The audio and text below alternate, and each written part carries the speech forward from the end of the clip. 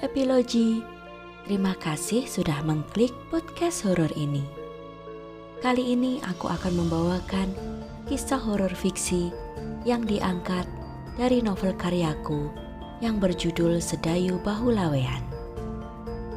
Saat ketiga orang lelaki yang dinikahinya tewas beruntun dalam kondisi yang mengenaskan, orang-orang mulai menyematkan sebutan perempuan Bahulawean pada diri Sedayu. Mampukah Sedayu melawan kekuatan jahat yang menguasai raganya? Untuk mengetahui kelanjutannya, silakan siapkan posisi ternyamanmu dan selamat mendengarkan persembahan kisah horor dariku.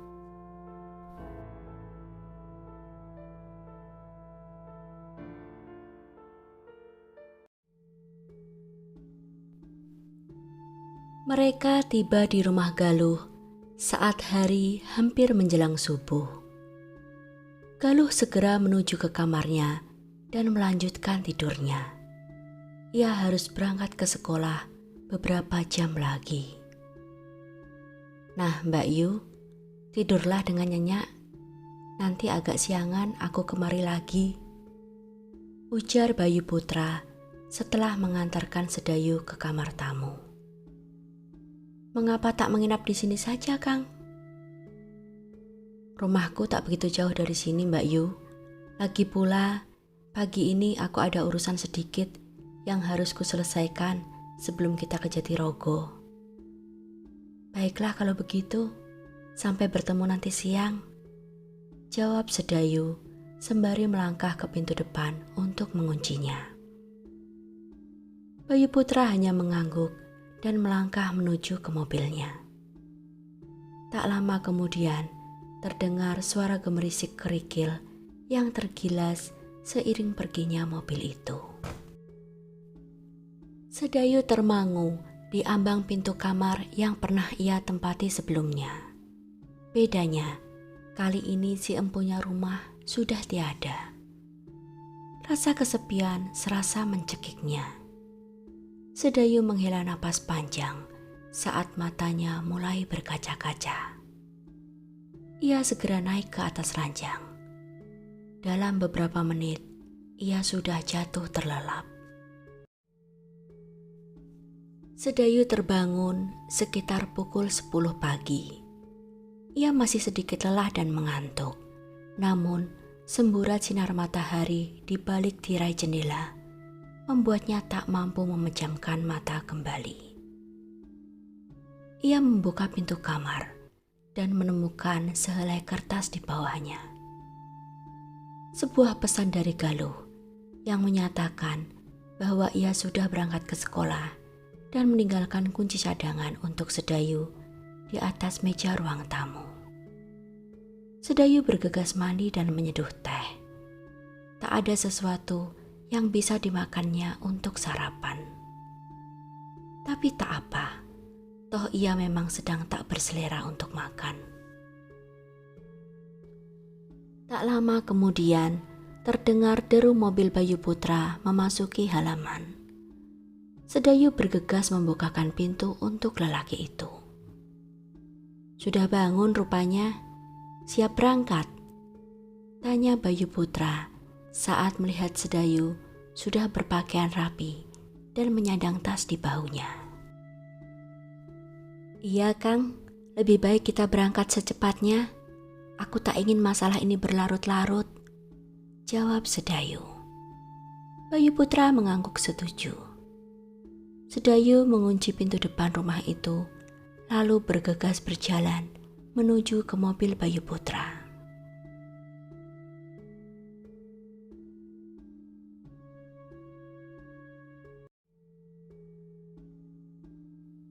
Sudah makan? Tanya Bayu Putra saat mereka sudah mulai melaju di jalan beraspal. Belum, jawab Sedayu singkat. Bayu Putra diam saja. Namun, beberapa menit kemudian ia memelankan laju mobilnya, lalu berhenti di sebuah warung makan. Kita makan dulu, soto ayam di sini enak sekali, ujarnya tanpa meminta persetujuan Sedayu. Sedayu pun hanya diam dan mengikuti langkah Bayu Putra memasuki warung itu. Mereka duduk berhadapan. Warung itu tampak lengang karena saat itu sudah lewat waktu makan pagi dan belum saatnya jam makan siang.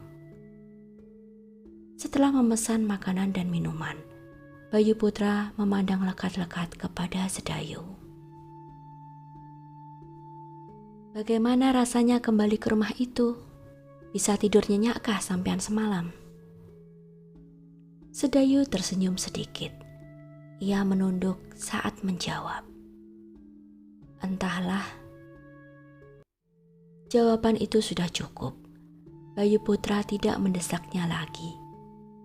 Raut wajah Sedayu sudah menunjukkan kepedihannya. Mbak Yu, bolehkah aku memanggil namamu saja? Tanya Bayu Putra. Oh, silakan Kang. Toh sepertinya aku juga lebih muda dari Kakang. Jawab Sedayu pelan. Bayu Putra mengangguk. Setelah bertemu dengan siswa nanti, apa yang akan sampean lakukan? Maksudku, bagaimana dengan kelangsungan hidup sampean? Sedayu terdiam sejenak, seolah sedang berpikir keras. Lalu pelan ia menggelengkan kepala. Entahlah Kang, mungkin aku hanya ingin kembali ke rumah Simbok dan tinggal bersama beliau saja untuk selamanya. Toh aku tak mempunyai suami, apalagi anak. Bayu Putra mendengarkan ucapan Sedayu dengan seksama. Meski diucapkan dengan intonasi datar, namun ia bisa menangkap kegetiran dalam ucapan itu. Pelayan keburu mengantarkan pesanan mereka. Bayu Putra pun mengurungkan niatnya untuk bertanya lebih jauh. Mereka makan dalam diam.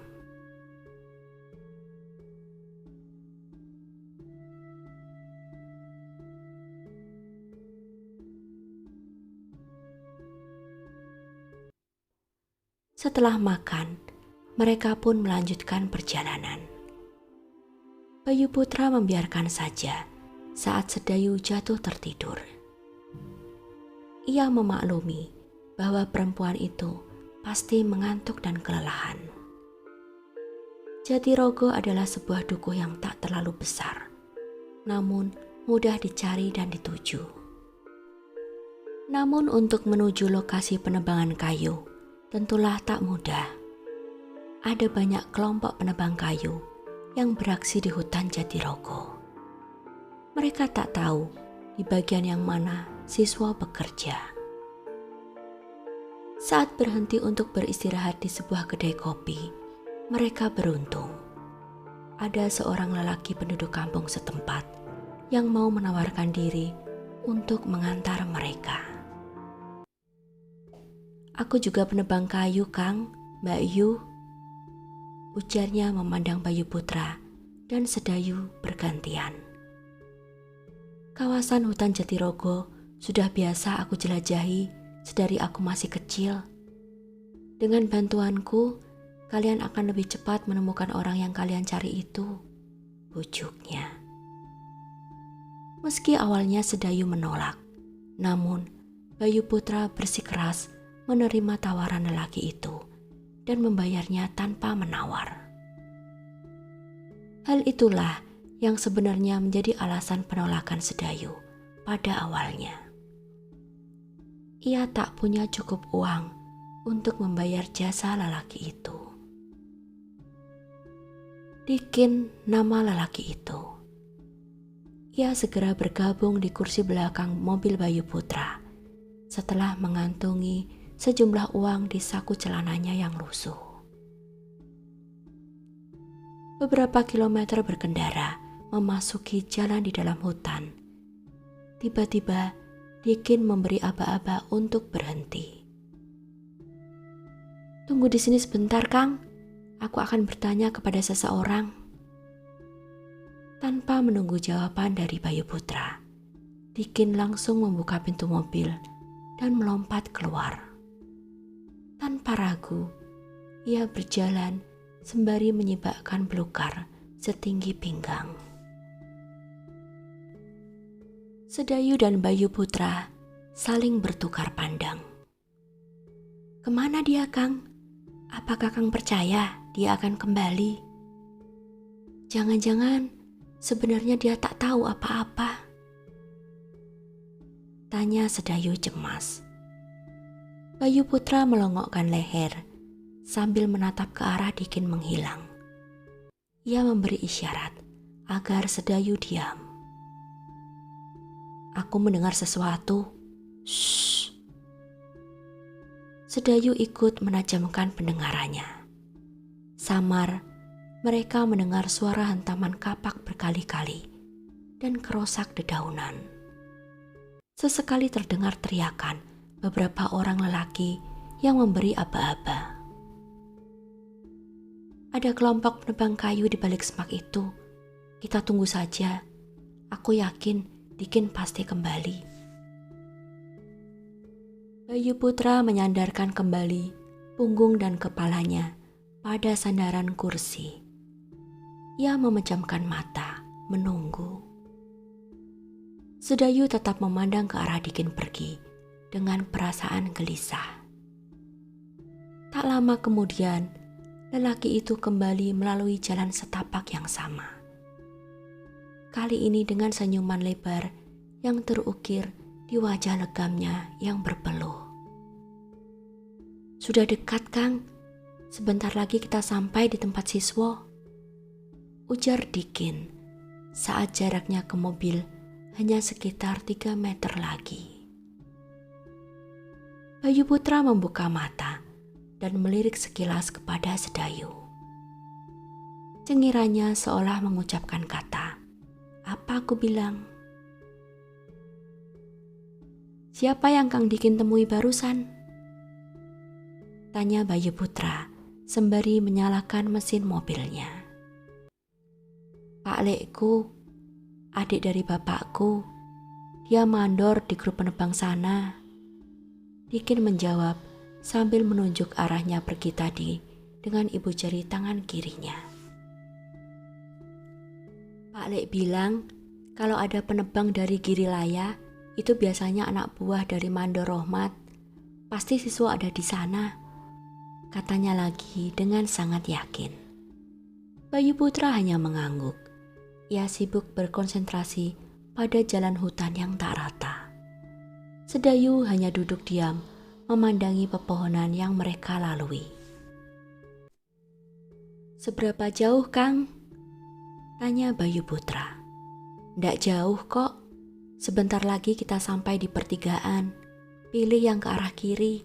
Lalu nanti akan ada pohon mahoni besar. Tinggalkan saja mobilnya di sana. Di dekat situ ada jalan setapak. Kita lanjutkan dengan berjalan kaki saja." Memang benar. Tak sampai 10 menit kemudian, mereka sudah sampai di dekat pohon mahoni yang dimaksud. Setelah Bayu Putra menutup semua kaca jendela mobil dan menguncinya, mereka pun bergegas melintasi jalan setapak. Dikin berjalan di depan, diikuti oleh Sedayu, lalu Bayu Putra di belakang. Matahari sudah mulai tergelincir ke arah barat. Sinarnya yang mulai redup, semakin gelap terhalang dedaunan yang lebat. Namun mereka masih bisa mendengar kesibukan para penebang kayu. Para lelaki itu menoleh serentak saat mendengar suara langkah rombongan Sedayu yang semakin mendekat. Mereka terheran-heran. Ada keperluan apa seorang perempuan datang ke tengah hutan seperti ini? Mereka mulai bersiul iseng dan tersenyum-senyum. Namun di antara para penebang kayu itu, siswalah yang paling terkejut saat matanya menangkap sosok Sedayu di antara ketiga orang itu. Hatinya menangkap firasat tak enak. "Sedayu, ada apa kamu kemari?" tanya siswa sembari meletakkan kapaknya di atas rumput, lalu berjalan menghampiri Sedayu. Tindakannya membuat semua teman-temannya menatapnya terheran-heran. Mereka tak menduga siswa mengenal perempuan itu. "Ada hal penting yang perlu aku sampaikan mengenai Farida. Bisakah aku bicara denganmu saja?" tanya Sedayu datar sembari melirik ke arah teman-teman siswa. Ia tak yakin apakah harus meminta izin kepada mandor mereka sebelum berbicara dengan siswa, mengingat siswa masih bekerja. Namun Sedayu juga tak sabar menunggu hingga saat siswa selesai bekerja. Lagi pula, ia tak melihat ada sosok seorang mandor di sana. Mendengar nama Farida, wajah siswa seketika memucat. Ia memberi isyarat pada Sedayu untuk menjauh dari kerumunan orang-orang. Dikin dan Bayu Putra pun tahu diri. Mereka mendekati para penebang kayu dan memperkenalkan diri. Bayu Putra menawarkan rokok yang ternyata sudah ia siapkan dari rumah. "Ada apa dengan Farida?" tanya siswa dengan tak sabar saat mereka sudah agak jauh dari kerumunan. Sedayu menceritakan dengan ringkas apa yang terjadi dengan gadis itu. Siswa tampak gelisah mendengarkan. Berkali-kali ia mengusap wajahnya. Matanya nanar. Ia tampak sangat emosi. "Aku akan segera pulang, Yu. Tapi aku harus menunggu mandorku datang dulu untuk meminta izin sekaligus meminta uangku. Untuk sementara, aku masih punya sedikit uang untuk Farida. Bisakah kau memberikan uang ini kepadanya?" Sedayu mengangguk. Siswa segera berlari menuju ke tendanya. Tak lama kemudian, ia kembali dengan menyerahkan sebuah buntalan kain kepada Sedayu. "Hanya itu uang yang aku punya untuk saat ini. Bawalah, aku akan segera pulang, secepatnya," tegasnya. Sedayu berkata, "Baiklah, akan aku berikan kepadanya. Kami akan kembali sekarang." "Sedayu," panggil siswa lirih sebelum perempuan itu berbalik. "Terima kasih sudah sudi membantu dan menjaga Farida dan calon anak kami. Maafkan atas segala sikap kasarku kepadamu selama ini.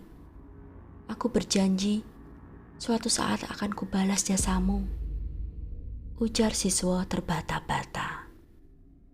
Lelaki itu tampak gemetar. Matanya memerah dan berkaca-kaca. Sedayu menelan ludah. Ia tak mampu menjawabnya, selain hanya bisa menganggukkan kepala. Tak lama kemudian, hutan pun mulai gelap. Sedayu dan rombongannya pun berpamitan.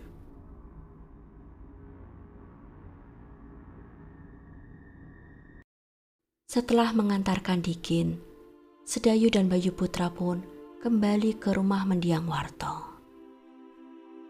Sepanjang perjalanan, Sedayu hanya membisu. "Aku berharap sampean tinggal sedikit lebih lama di sini, Yu," ujar Bayu Putra saat Sedayu keluar dengan membawa secangkir kopi panas untuk lelaki itu. "Iya, Mbak Yu, tinggallah lebih lama, temani aku," pinta Galuh yang ikut bergabung mengobrol dengan mereka. Sedayu tersenyum letih. "Mungkin lain kali, Kang. Loh, aku sangat mengkhawatirkan keadaan Farida. Mungkin dia membutuhkan pertolonganku selama siswa belum juga menjemputnya." Galuh dan Bayu Putra mengangguk mengerti. "Aku antar sampean besok subuh ke stasiun yuk. Sekarang tidurlah, sudah hampir tengah malam," ujar Bayu Putra yang disambut anggukan pelan Sedayu.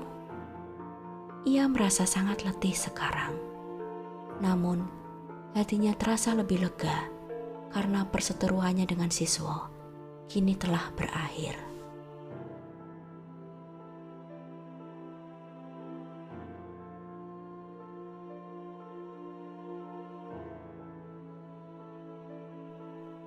Sudah hampir sore saat dokar yang Sedayu tumpangi memasuki kawasan Girilaya.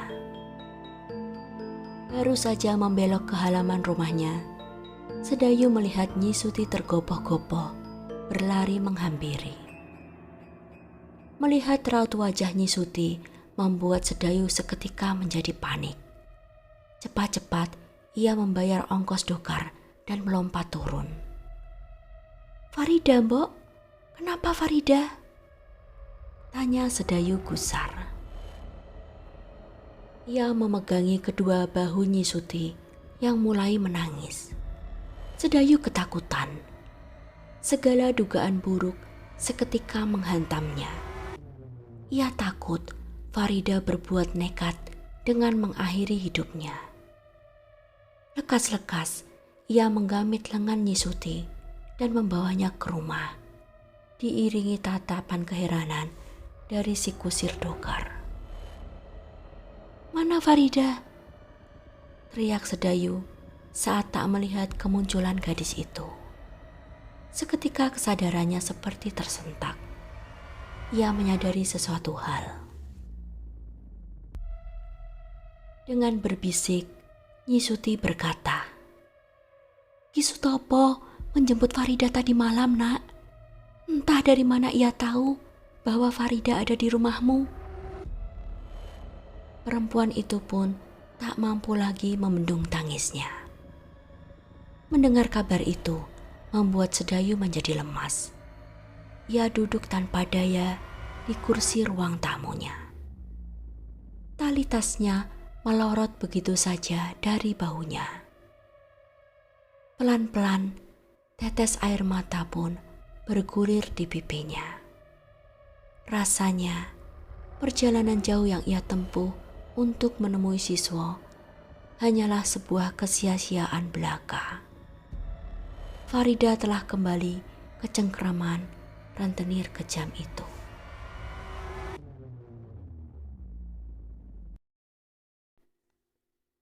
Malam sebelumnya,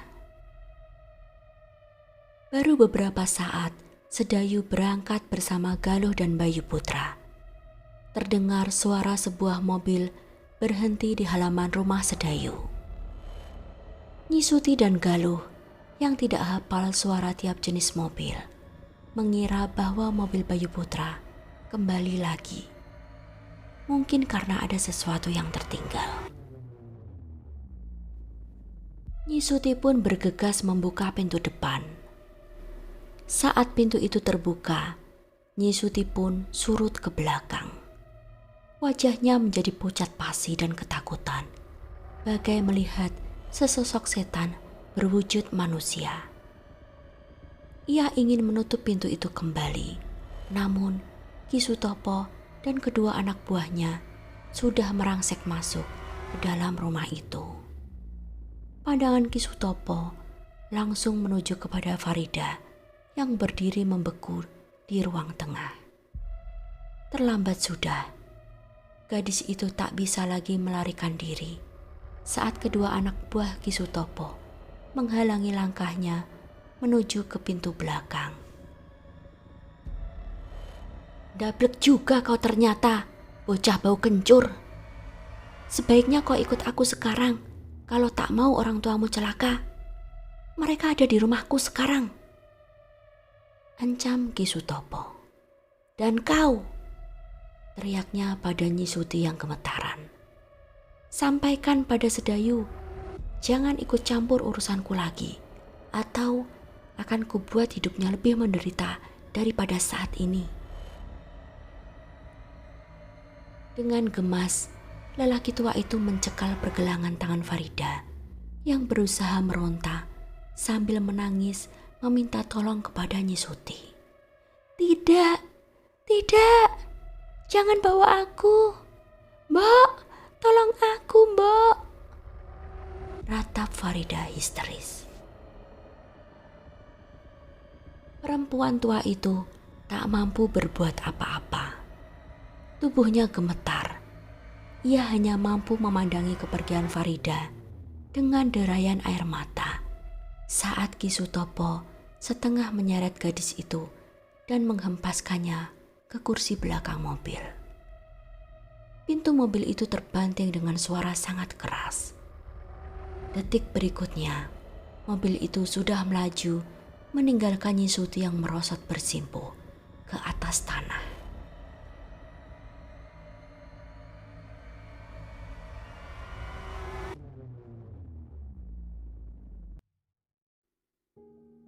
Sedayu termangu mendengar penuturan Nyi Suti di sela isak tangisnya.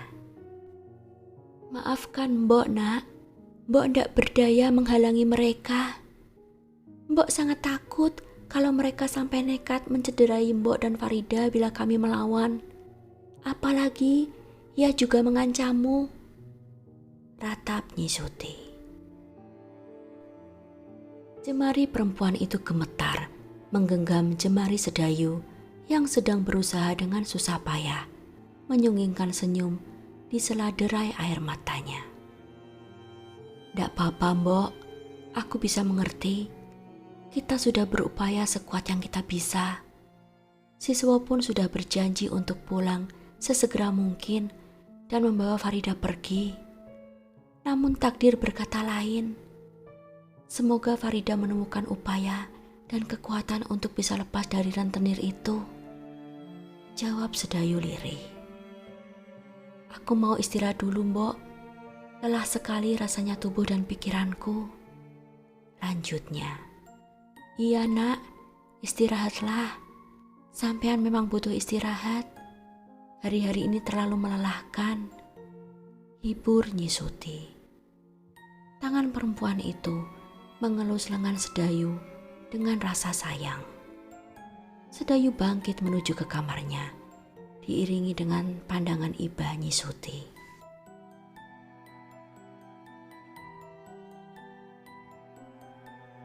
"Maafkan aku, Mbok. Pak," ujar Farida di tengah sedu-sedannya. Gadis itu menemui kedua orang tuanya di sebuah kamar di rumah Ki Sutopo. Ki Slamet diam dan menundukkan kepala mendengar ucapan Farida.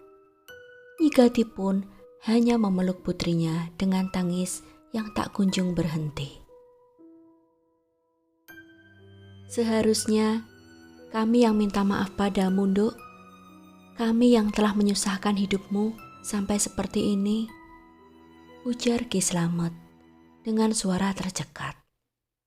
Farida melepaskan pelukannya dari sang ibu, lalu memandangi ayahnya lekat-lekat. Lelaki tua itu tampak kuyu dan lemah, seolah-olah ia bertambah tua 20 tahun sejak terakhir kali Farida bersama mereka, seminggu yang lalu. Meski keadaan Nyi Gati sedikit membaik, namun Farida yakin sekali kalau kedua orang tuanya sangat menderita dengan adanya tuntutan kawin paksa ini. "Saat kau berhasil kabur tempo hari, sejujurnya hati kami sangat lega. Bahkan kami berdoa supaya kau bisa pergi sejauh-jauhnya. Kami tak peduli lagi akan ancaman Ki Sutopo terhadap kami. Asal kau bisa hidup bahagia, entah di mana," bisik lirih sang ayah. Nyi Gati menguatkan pernyataan sang suami dengan anggukan pelan. "Namun tampaknya kali ini kau tak bisa kabur lagi, Nduk. Ki Sutopo murka sekali. Ia akan memajukan rencana pernikahan kalian," lanjut Ki Slamet. Farida mendongak cepat mendengar ucapan sang ayah. Kapan, Pak? Tanyanya. Besok malam. Farida merasakan jantungnya seolah teremas, hancur lebur.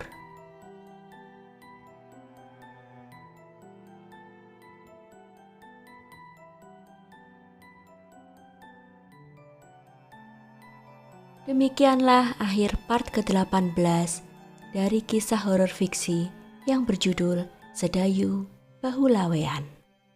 Apakah kalian suka kisahnya?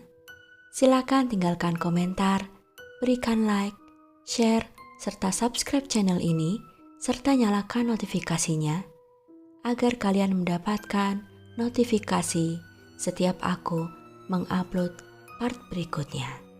Terima kasih.